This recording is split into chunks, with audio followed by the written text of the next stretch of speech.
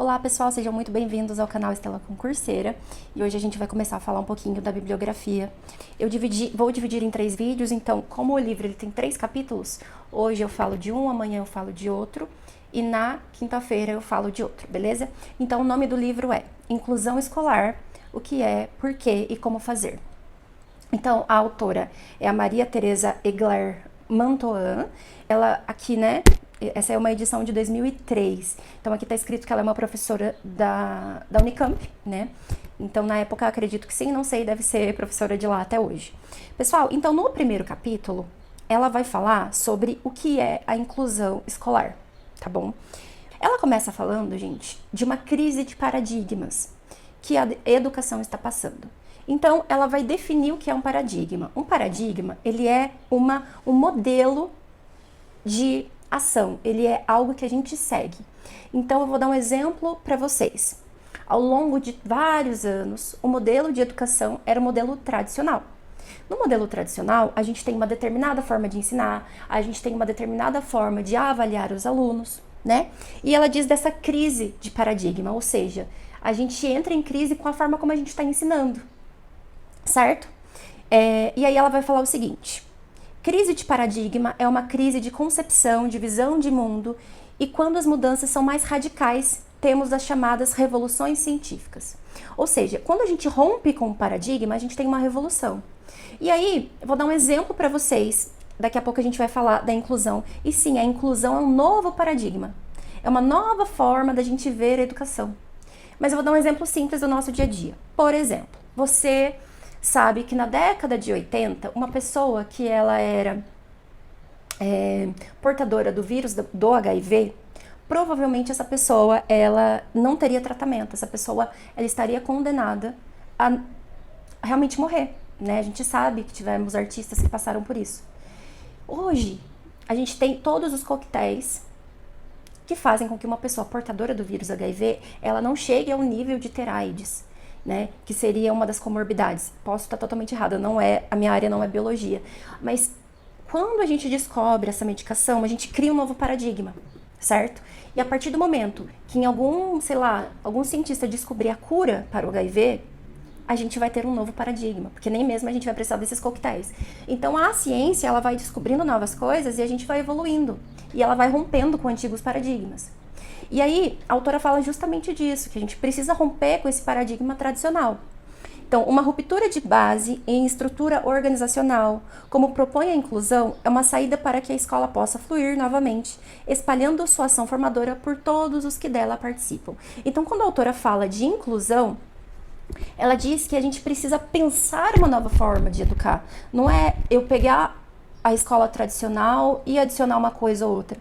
É eu entender que a escola é diferente, ela precisa ser vista, o ensinar precisa ser visto de uma forma diferente, certo? Então eu vou citar aqui para vocês. Nosso modelo educacional mostra há algum tempo sinais de esgotamento, e nesse vazio de ideias que acompanha uma crise paradigmática é que surge um momento oportuno de transformações. E aí, pessoal, o que acontece com a educação tradicional?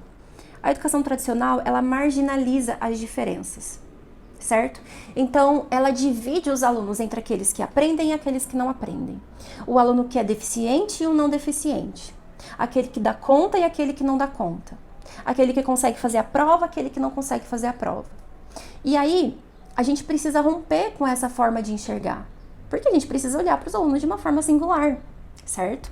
E aí, olha só, ela fala também dessa coisa de você isolar as disciplinas. Então, a educação tradicional, ela tem uma coisa assim: português, matemática, história, ciências, geografia, e esses conhecimentos, eles não fazem sentido entre si. Então, isso também precisa ser mudado. Os conhecimentos, eles precisam fazer sentido, eles precisam estar unificados, tá?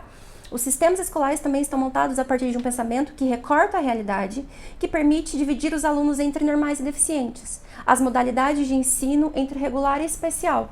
Então, se você vai olhar para a história da educação especial, você entende que ao longo de muito tempo, você tem as escolas regulares e você tem as escolas especiais. Então, nas escolas regulares, a gente coloca os alunos normais, tá? Eu tô falando do pensamento da época. Nas escolas especiais, a gente coloca as pessoas que têm deficiência ou que têm algum tipo de dificuldade. E aí, esse modelo ele não funciona, porque a gente continua segregando, a gente continua separando, certo? E aí, ela fala que a gente precisa romper com isso, tá bom? E aí ela vai falar sobre a diferença da integração e da inclusão, tá bom? Então, gente, integração e inclusão é um tema que sempre cai em concurso, tá?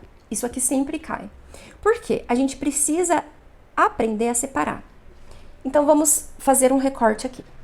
Eu tenho uma escola, vou dar um exemplo. Eu tenho uma escola que é uma escola totalmente tradicional. Então, a gente segue uma apostila, a gente tem divididinho ali, a gente tem uma prova por semana, a gente tem um funcionamento totalmente tradicional ali dentro. E aí, eu sou mãe, eu quero colocar o meu filho ali nessa escola. Ele é uma criança com deficiência, mas eu quero que ele estude ali naquela escola. O que vai acontecer? Eu vou colocar o meu filho naquela escola, ele vai estar integrado.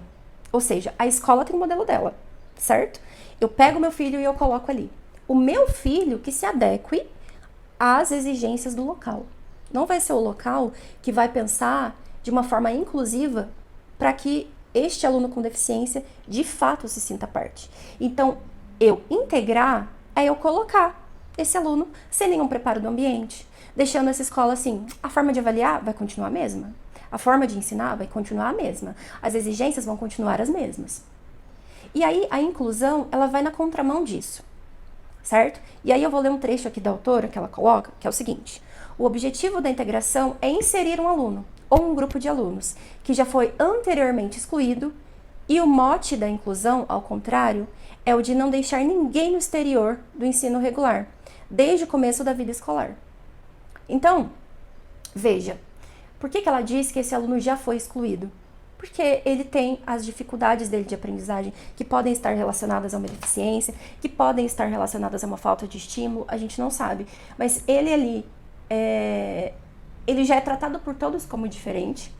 E aí, se eu coloco ele nesse ensino, que não tem um preparo para ele, eu só estou integrando, eu não estou incluindo de verdade. Já incluir é você ter um modo de organização do sistema educacional que considera as necessidades de todos os alunos e que é estruturado em função dessas necessidades.